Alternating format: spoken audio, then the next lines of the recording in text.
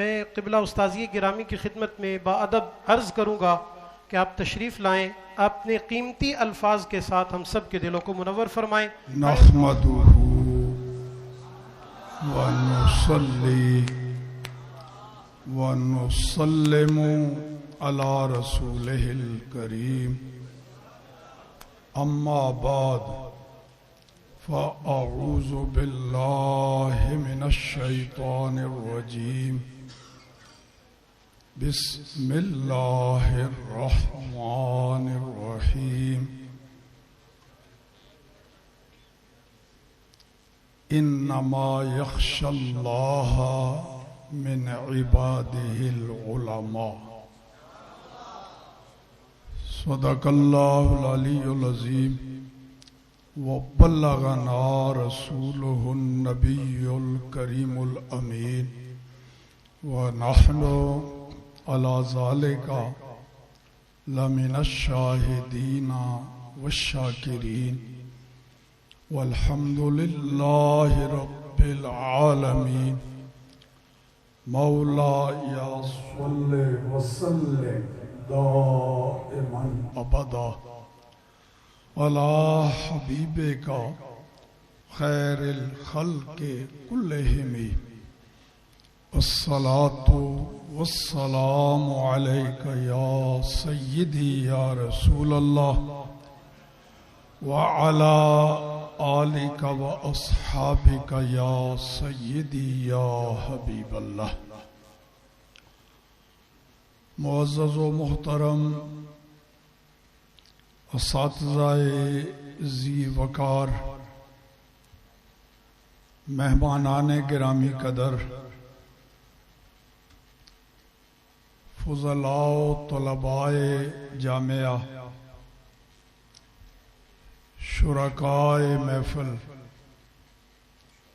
عاشقان رسول و غلامان آل و اصحاب رسول، السلام علیکم ورحمۃ اللہ۔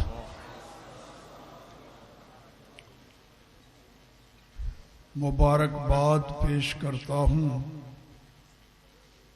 ان اساتذہ کو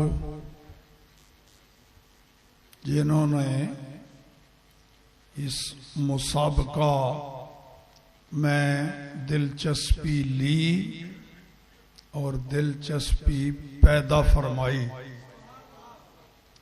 طلباء کو ذہنی طور پر تیار کیا، اس کی اہمیت طلباء کو بتائی سمجھائی، خصوصاً فاضل جلیل عزیزم صاحبزادہ مولانا محمد حسن رضا سیالوی زیدہ مجدہ، جو اس بدعت حسنہ کے موجد ہیں۔ انہوں نے اس کا آغاز کیا تھا اور اللہ کے فضل و کرم سے آج کے اس ماحول کو دیکھ کر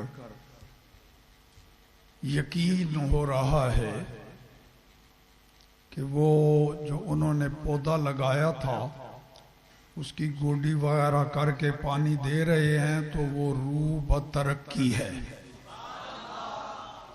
یعنی پچھلے سال کی بنسبت اب زیادہ رونق ہے، تو اس سے مطلب ہے کہ یہ ترقی کی طرف بڑھ رہا ہے اور انشاءاللہ بڑھتا رہے گا۔ اس مسابقہ میں کئی فوائد ہیں، سب سے بڑھ کے فائدہ ذوق مطالعہ۔ عام طور پر طلباء صرف وہ سبق کی حد تک، وہ کتاب میں جو کچھ ہے اس کو وہی اسی حد تک ان کا مطالعہ ہوتا ہے۔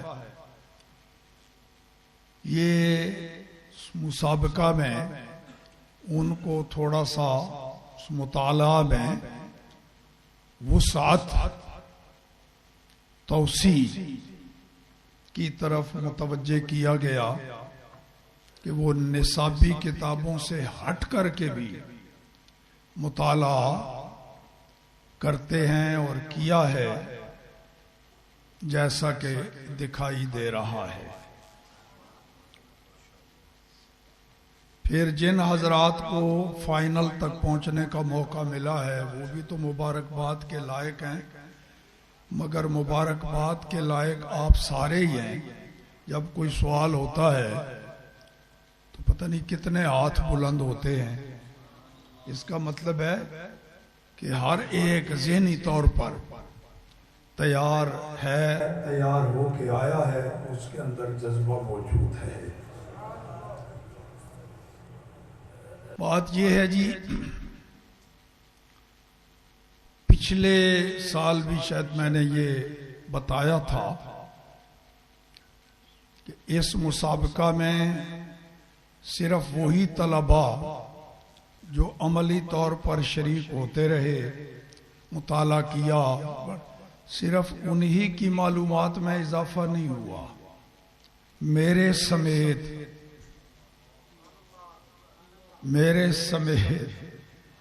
کئی اساتذہ کے معلومات میں بھی اضافہ ہوا۔ میں اس کو یقین تو نہیں کہتا، لیکن گمان غالب کہ ہمارے جامعہ کے جو مفتی صاحبان ہیں فتویٰ لکھتے ہیں، انہیں بھی ضرور اس سے کچھ نہ کچھ فائدہ حاصل ہوا ہوگا، بے شک وہ پوچھ لیجئے گا ان سے۔ تو یہ اتنا مفید سلسلہ ہے اللہ کے فضل و کرم سے، تو اس کو جاری رہنا چاہیے۔ بہت مفید سلسلہ، افادہ بھی ہو رہا ہے اور استفادہ بھی ہو رہا ہے اللہ کے فضل و کرم سے۔ مولانا حسن رضا نے صرف وہی مفتی نہیں بنائے جو زبان قال سے مسائل سمجھاتے ہیں، ایسے مفتی بھی تیار کر دیے جو زبان حال سے بھی، جس کو باڈی لینگویج کہتے ہیں، اس سے بھی مسائل۔ یہ بہت ہی مفید سلسلہ ہے اور اللہ پاک اس میں برکتیں عطا فرمائے۔ پھر اس کو مسابقہ کا نام دیا جاتا ہے۔ عام طور پر عموماً جو اس طرح کے ہوتے ہیں ان کو مقابلہ کہا جاتا ہے، مقابلہ حسن قرات، مقابلہ حسن نعت، مقابلہ تقریر۔ مقابلہ اور مسابقہ میں فرق ہے۔ مقابلہ کسی بھی شے کا ہو، اچھی کا ہو، بری کا ہو، مقابلہ میں ضرور کوئی جیتتا ہے اور کوئی ہارتا ہے۔ مقابلہ کہتے ہی اس کو ہے جس میں کوئی جیتے گا تو اس کا مد مقابل ہارے گا، لیکن مسابقہ میں یوں نہیں تقابل ہوتا۔ مسابقہ میں جیتے ہوئے سارے، ہارا ہوا ایک بھی نہیں، سب جیتنے والے۔ تو مسابقہ خود رسول اللہ صلی اللہ علیہ وسلم کی سنت ہے، مسابقہ صحابہ میں کرایا۔ گھڑ دوڑ کا مسابقہ بخاری شریف میں 2 قسم کا، کچھ وہ گھوڑے ہیں جن میں تزمیر یا اضمار کیا گیا۔ وہ یہ ہوتا ہے کہ پہلے گھوڑے کو خوراک ذرا کم کرتے کرتے گھٹاتے گھٹاتے آخری حد تک پھر بڑھاتے ہیں۔ اس عمل سے وہ گھوڑا رفتار میں ذرا تیز ہو جاتا ہے باقی گھوڑوں سے۔ تو ایسے گھوڑوں کو مدمر یا مزمر، باب فعال یا تفعیل سے دونوں، جو جن گھوڑوں کو یہ ٹریننگ دی گئی تھی ان کا بھی مسابقہ کرایا، اور جن میں یہ عمل نہیں وہ ذرا دوسرے گھوڑوں جتنے تیز رفتار نہیں ہوتے، تو نبی پاک نے باقاعدہ حد مقرر کی کہ مدمر گھوڑوں میں جو مسابقہ ہوگا وہ یہاں سے لے کر کے وہاں تک ان کی ذرا مسافت زیادہ رکھی، اور جو غیر مدمر تھے ان کا بھی۔ تو مسابقہ میں آپ کو علمی فائدہ کے ساتھ ساتھ اپنے آقا کی سنت پر عمل پیرا ہونے کے بھی سعادت نصیب ہو رہی ہے. خود رسول اللہ نے مسابقہ کرایا, علمی مسابقہ بھی کرایا. ایک سوال پوچھا حاضرین سے, جس کا جواب کسی نے نہیں دیا, رسول اللہ نے خود پھر فرمایا. تو عبداللہ ابن عمر نے جاتے ہوئے اپنے ابا جی کو کہا, ابا جی مجھے اس سوال کا جواب آتا تھا, لیکن سب میں چھوٹا میں تھا, میں اس واسطے میں نے نہیں جواب دیا, میں بولا نہیں کہ سینئر صحابہ موجود ہیں. فاروق اعظم نے کیا کہا, اگر تو اس وقت جواب دے دیتا رسول اللہ کو صحیح, تو دنیا و ما فیہا کی نعمتیں اگر مجھے مل جائیں اتنی خوشی نہ ہوتی جتنا اس مسابقہ میں تو صحیح جواب دے دے. تو یہ مسابقہ رسول اللہ کی سنت, فرمان بھی اور خود عملی طور پر مسابقے کرائے. تو اس واسطے یہ سلسلہ بہت مفید ہے, اس کو جاری رہنا چاہیے. اور پھر دیکھو مسابقہ میں نے بتایا نا کہ ہارنے کا تصور ہی کوئی نہیں, سارے جیتے ہوئے ہیں. پھر جیتنے والوں میں کون آگے نکل گیا, کون ذرا اس سے پیچھے رہ گیا, سارے جیتے ہوئے ان میں پھر یہ انعامات ہوتے ہیں. ہارنے کا یا تصور ہی کوئی نہیں. اور ذرا صحت لفظی کی طرف بھی توجہ دلا دیا کرتا ہوں میں. یہاں کچھ آواز آئی, سوال دوبارہ, سوال دہرا دیں, تو یہ لفظ سوال نہیں بلکہ اسی طرح ثلاثی مجرد کی آواز بھی آئی, تو لفظ کیا ہے, ثلاثی. اسی طرح کہہ دیتے ہیں جی لیلۃ القدر کی رات بڑی شاندار ہے. لیلۃ القدر, لیلہ بھی کہہ دیا, پھر آگے رات. شب برات کی رات بڑی عظمت والی. بھائی یا شب کا لفظ ہٹا دو پھر رات کہو, اگر شب برات کہہ دیا تو پھر رات کہنے کی ضرورت کوئی نہیں. یوں ہی لیلۃ القدر کہہ دیا تو پھر رات کہنے کی ضرورت نہیں ہے. اور یہ بھی کہہ دیتے ہیں کہ جناب آب زمزم کا پانی ہے, آب زمزم, یا تو کہو زمزم کا پانی ہے یا پھر صرف آب زمزم, یہ کافی ہے. اور ایک لفظ جس میں بہت زیادہ احتیاط چاہیے, وہ زیادہ ہی غلطی کچھ پھیل رہی, یہ لفظ سید.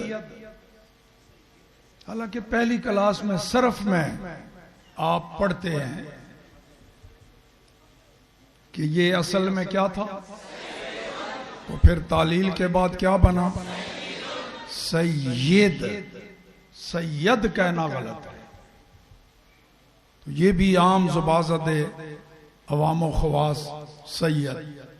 دیکھو نا اذان دیتے ہوئے سپیکر میں جو پڑھے گا سیدی, نعرہ لگاتے ہیں سیدی مرشدی, دونوں غلط.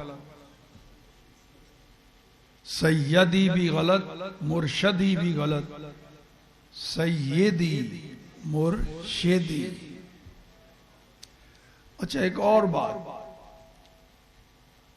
دعا کرتے ہوئے ہمارے بھی جو ہمیں نماز امام پڑھاتے ہیں, حتیٰ کہ دورہ حدیث میں بھی پڑھنے والے دعا کرتے ہیں, جہاں کہیں لفظ کوئی ربنا کا ان کو قرآن میں ملا اس کو پڑھ دیتے ہیں. دیکھنا یہ ہے دعا میں تو یہ ہے کہ رب سے کچھ مانگا جا رہا ہے, تو دیکھو ذرا اس میں آپ کوئی چیز مانگ رہے ہیں تو پھر تو وہ دعا بنی. اور اگر کوئی قصہ بیان ہوا قرآن میں کہ کسی نے یہ کہا ربنا, یہ آپ نے وہ حکایت کر دی, وہ دعا تو بن. اب مثال کے طور پر ربنا انک جامع الناس لیوم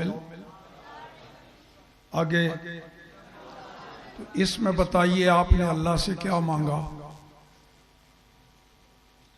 کوئی چیز مانگی رب سے؟ اللہ کی شان اور عظمت تو بیان کر دی، لیکن دعا میں اس کو پڑھنا، تو دعا میں تو طلب پائی جائے، کوئی چیز مانگی جائے یا کسی شے سے بچنے کا سوال کیا جائے، تو اس واسطے یہ ساری چیزیں ملحوظ خاطر رہنی چاہیے۔ اللہ پاک مزید برکتیں عطا فرمائے۔ وآخر دعوانا ان الحمد للہ رب العالمین۔ دارالافتاء اہل سنت سے تشریف لائے ہمارے جامعہ کے فیض یافتہ قبلہ حضرت علامہ مولانا مفتی محمد انس عطاری صاحب، آپ نے انتہائی شفقت فرمائی ہے، دل سے ہم آپ کے شکر گزار ہیں۔ صرف 5 منٹ کے لیے آپ کے قیمتی الفاظ سے ہم مستفیض ہوں گے۔ بسم اللہ الرحمن الرحیم۔ المعجم الکبیر للطبرانی کی حدیث پاک ہے، نبی کریم صلی اللہ علیہ وآلہ وسلم نے ارشاد فرمایا، من یرید اللہ بہ خیرا فلیفقہہ فی الدین، اللہ تعالیٰ جس سے بھلائی کا ارادہ کرتا ہے اس کو دین کی فقاہت عطا فرما دیتا ہے۔ علامہ شامی علیہ رحمہ اس حدیث پاک کے تحت فرماتے ہیں کہ اللہ تعالیٰ نے کس کے ساتھ کیا ارادہ کیا ہے، یہ انبیاء علیہم السلام کے سوا کسی کو معلوم نہیں ہوتا، لیکن فقیہ کے بارے میں یہ واضح کر دیا گیا کہ اللہ تعالیٰ نے اس کے ساتھ بھلائی کا ارادہ فرمایا ہے۔ یعنی فقاہت وہ شے کہ جس کے بارے میں کثیر احادیث میں اس کی حوصلہ افزائی، اس کی فضیلت، بلکہ ایک حدیث پاک میں فرمایا کہ 1000 عابدوں سے زیادہ ایک فقیہ شیطان کے اوپر گراں گزرتا ہے، کہ جو لوگوں کی اصلاح کرتا ہے، لوگوں کو شریعت کے اوپر چلاتا ہے۔ اور یہ جو فقاہت ہوتی ہے یہ سیکھنے سے آتی ہے، فقط پڑھنا بھی کافی نہیں ہوتا، ایک کتاب کو بار بار پڑھنا، ایک مسئلے کو بار بار پڑھنا، تب جا کر فقاہت آتی ہے۔ اور اسی فقاہت کو سیکھنا، یہ مسابقہ بھی اس کا ایک کڑی ہے کہ جس میں بندہ اس کو سیکھتا ہے، اس کو یاد کرتا ہے۔ بہار شریعت اس طرح کے ماحول کے علاوہ پہلے کئی مرتبہ پڑھی ہوتی ہے، لیکن وہ مسائل ذہن میں نہیں رہتے، بندہ پوری کتاب پڑھ لیتا ہے تو چند مسائل ہی ذہن میں رہ جاتے ہیں، لیکن جب بندہ اس کو سیکھتا ہے، اس کو یاد کرتا ہے، تو پھر وہ ساری زندگی بندے سے مسائل آگے پیچھے نہیں ہوتے۔ اسی طرح جو مسئلہ کسی کو درپیش ہو جائے وہ مسئلہ بھی نہیں بھولتا۔ تو فقاہت جو ہوتی ہے یہ اس دور کی بہت زیادہ ضرورت ہے۔ آپ آنے والے وقت میں جو مرضی بن جائیں، آپ قاری ہوں، مفسر ہوں، محدث ہوں، کچھ بھی ہوں، مناظر اسلام بھی ہوں، فقاہت جب تک نہیں ہوگی تو کئی مسائل میں آپ جو ہوں گے وہ خطا کھائیں گے۔ جیسے عقائد کے کئی مسائل ہیں، اس کے اندر بھی بعض دفعہ پتہ نہیں ہوتا کہ اس کا انکار کیا حکم ہے۔ ایک علامہ صاحب نے کتاب لکھی نور کے اوپر، اور اس کے شروع میں لکھا ہوا کہ جو نور کا انکار کرتا ہے وہ کافر ہے، حالانکہ حقیقت میں اس کے اوپر کفر کا حکم نہیں لگتا کہ ایک حدیث پاک جو صحیح حدیث پاک ہے اس کا ایک انکار ہے۔ لیکن اور بھی کئی ہمارے عقیدے کے مسائل ہیں کہ جو بعض دفعہ قطعی درجے میں ہوتے ہیں، بعض دفعہ جو ہوتے ہیں وہ اس سے نچلے درجے میں ہوتے ہیں، لیکن وہ فقاہت نہ ہونے کی وجہ سے بعض دفعہ ایک ہی لیول میں رکھ کر اس کے اوپر مد مقابل کے اوپر جو ہے وہ حکم لگایا جاتا ہے۔ تو ہم جس ماحول میں ہیں، دین سیکھنے والے ہیں، اپنے مطالعہ میں فقہ کی چھوٹی چھوٹی کتابوں سے اپنی فقاہت کو بڑھانا شروع کریں، اور آہستہ آہستہ پھر بڑی کتابوں کی طرف جائیں۔ بعض ایسے بھی علماء دیکھے جاتے ہیں کہ جب اللہ تعالیٰ ان کو علم سے نواز دیتا ہے تو بعض بہار شریعت فتاوی رضیہ کو بڑے عامیانہ سے انداز میں گفتگو کرتے ہیں، کو چھوڑو اردو کتابیں، یہ اس کے کم فقیہ ہونے کی دلیل ہوتی ہے۔ جب بندہ واقعی ایک عرصہ فقاہت کے اندر زندگی گزارتا ہے تو تب جا کر اس کو فتاوی ہندیہ کی، بہار شریعت کی اور فتاوی رضویہ کی قدر معلوم ہوتی ہے کہ راجع مرجوع اقوال کہاں سے ملتے ہیں۔ کہ جب بندہ دیگر کتابوں میں، بڑی بڑی کتابوں میں جب وہ مرجوع قول نقل کر لیتا ہے اور دیگر علماء کرام دیگر فقہاء کرام اس کی کھینچا تانی کرتے ہیں کہ یہ تو مرجوع قول ہے، تب جا کر جب وہ بخاری شریعت کھولتا ہے تو اس کے اندر وہی قول لکھا ہوتا ہے کہ جو راجح ہوتا ہے۔ تو اپنے انداز کو، اپنے انداز تکلم کو ہمیشہ فقیہانہ بنانا چاہیے، اپنی گفتگو کو فقیہانہ بنانا چاہیے کہ یہ اس دور کی بہت سخت ضرورت ہے، اور اسی کے اوپر دین کی کئی چیزوں بلکہ تمام دین کے جو شعبے ہیں، یہاں تک کہ عقائد کو بھی فقہ کے اندر لیا گیا، اس لیے فقہ اکبر عقیدے کی کتاب ہے لیکن اس کا نام فقہ اکبر ہے، کہ ہر شعبے میں آپ کل کو کہیں بھی بیٹھے ہوں گے آپ سے فقہ کے بارے میں کوئی نہ کوئی سوال ضرور پوچھا جائے گا۔ لوگوں کی نظر میں آپ ہی مفتی ہیں، آپ ہی مفسر ہیں، آپ ہی محدث ہیں۔ اللہ تعالی ہم سب کو اس فقہی ذوق سے وابستہ رکھے، اور جنہوں نے اس طرح کا اہتمام کیا ہے اللہ تعالیٰ ان کو بھی دنیا اور آخرت میں اس کا اجر عطا فرمائے۔ جو کامیاب ہوئے ہیں ان کو بھی مبارکباد، اور جنہوں نے ہمیں بلایا میں ان کا بھی شکر گزار ہوں۔ اللہ تعالیٰ ہم سب کو ایمان پر استقامت عطا فرمائے۔ انعامات کا سلسلہ شروع کرتے ہیں۔ سبحان اللہ سبحان اللہ سبحان اللہ سبحان اللہ، کیا خوب مسابقہ جامعہ نے ہے سجایا، بہار شریعت کا ہر طالب علم دکھائے گا، آج اس میں کمال ذہانت کا۔ سبحان اللہ سبحان اللہ سبحان اللہ سبحان اللہ، جو پھول چنے فیض رضا کے مفتی امجد اعظمی نے تصنیف میں اپنی عام کیے، کھلا گلشن فقہی بصیرت کا۔ سبحان اللہ سبحان اللہ سبحان اللہ سبحان اللہ، بے شک ہے وہ صدر شریعت بھی، لا ریب ہے بدر طریقت بھی، دونوں میں ہے رہبر ملت بھی، احسان ہے رب العزت کا۔ سبحان اللہ سبحان اللہ سبحان اللہ سبحان اللہ، یہ مسابقہ جذبے بڑھائے گا، یہ مسابقہ جذبے بڑھائے گا، اسلاف کی راہ دکھائے گا، نئی نسل کو شوق دلائے گا، میدان عمل میں ہمت کا۔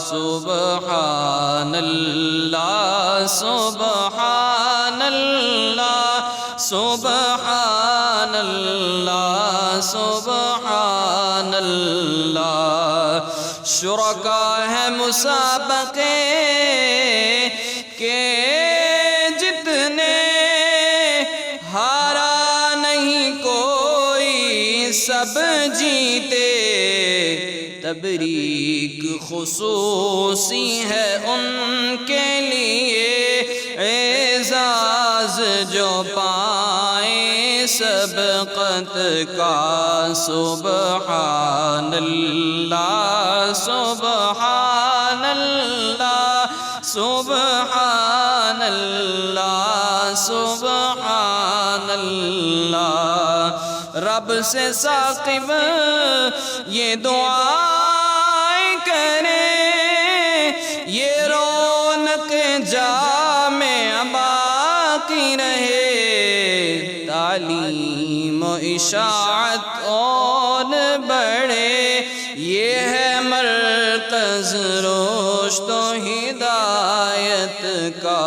سبحان اللہ سبحان اللہ سبحان اللہ سبحان اللہ۔ قبلہ استاذ العلماء حضرت علامہ مولانا حسن رضا سیالوی زیدہ شرفہ، آپ کی خدمت میں گزارش کرتا ہوں کہ آپ کے لیے بزم رضا پاکستان جامعہ نظامیہ رضویہ کی طرف سے ایک تحفہ اس کا اہتمام کیا گیا۔ آپ اپنے والد بزرگوار حضرت علامہ مولانا استاذ الحفاظ استاذ القرہ، بڑے فخر اور یہ سعادت کی بات ہے کہ قبلہ استاذ گرامی آج اپنے سامنے کس طرح یہ مہکتا چہکتا ایک گلشن دیکھنے ہیں کہ جس کے اندر ہر طرف علم کے جو انوار ہیں ان کو ان علم کے جو موتی ہیں ان کو بکھیرا جا رہا ہے۔ تو میں قبلہ استاذ گرامی کی خدمت میں ملتمس ہوں کہ آپ اپنے تحفے کو اپنے والد بزرگوار ان سے قبول فرمائیں۔ آپ سبھی کے لیے یہ ہمارے لیے جس طرح بہت ہی معزز اور محترم ہے، اسی طرح قبلہ استادوں کے لیے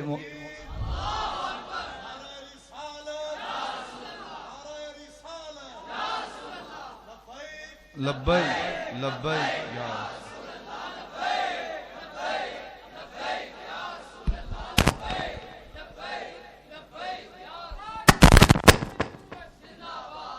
جامعہ نظامیہ رضویہ سے اسی سال میں فراغت حاصل کرنے والے دو ہونہار فاضل محقق مولانا محمد اویس رضا قادری اور مولانا محمد واصف رضا قادری، دونوں کی ماشاءاللہ بزم کے لیے اور مجلس کے لیے بہت اچھی خدمات ہیں تحریر کے حوالے سے۔ ابھی حال ہی میں بزم رضا پاکستان کی طرف سے 2 رسالے زیر طباعت ہیں اور ان پر بھی انہوں نے بہت اچھا کام کیا ہے۔ میں درخواست کروں گا استاذ العلماء مولانا قاری احمد رضا سیالوی دامت برکاتہ سے کہ آپ تشریف لائیں اور انعامات سے نوازیں۔ انعام وصول کرنے کے لیے تشریف لاتے ہیں فاضل جلیل مولانا محمد اویس رضا قادری۔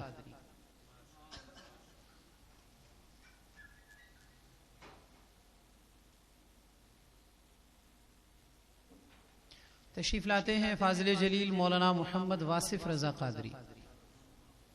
یہ وہی دونوں صاحبان ہیں جنہوں نے گزشتہ سال خصوصی انعام وصول کیا تھا اس بات کا کہ انہوں نے پورے دور طالب علمی میں جامعہ نظامیہ میں ایک دن بھی چھٹی نہیں کی۔ یہ ایک رسم بھی ہے اور بجا بات ہے، کسی بھی چیز کا انعقاد کامیاب ٹھہرتا ہے تو جس تنظیم نے اس کا انعقاد کیا ہوتا ہے اس کے سربراہ کو ضرور مبارکباد دی جاتی ہے۔ تو میں بزم رضا کے جنرل سیکریٹری مولانا عثمان غنی رضوی کو مبارکباد پیش کرتا ہوں کہ انہوں نے مولانا حسن رضا سیالوی دامت برکاتہ کی سرپرستی میں مسابقہ بار شریعت کے تمام امور بڑے اچھے طریقے سے سر انجام دیے۔ اللہ کریم ان کی خدمات کو بھی قبول فرمائے۔ اللہم صلی علی سیدنا و مولانا محمد وعلی آل سیدنا و مولانا محمد وبارک وسلم وصلی علیہ۔ اللہم ارفع عنا البلاء وادفع الوباء عن امت سیدنا محمد صلی اللہ تعالی علیہ وسلم وانزل رحمتک ولطفک علی العباد واحفظ بلادنا وبلاد المسلمین عن کل شر ومصیبہ انک علی کل شیء قدیر بجاہ سید الانبیاء والمرسلین وعلی آلہ واصحابہ اجمعین برحمتک یا ارحم الراحمین۔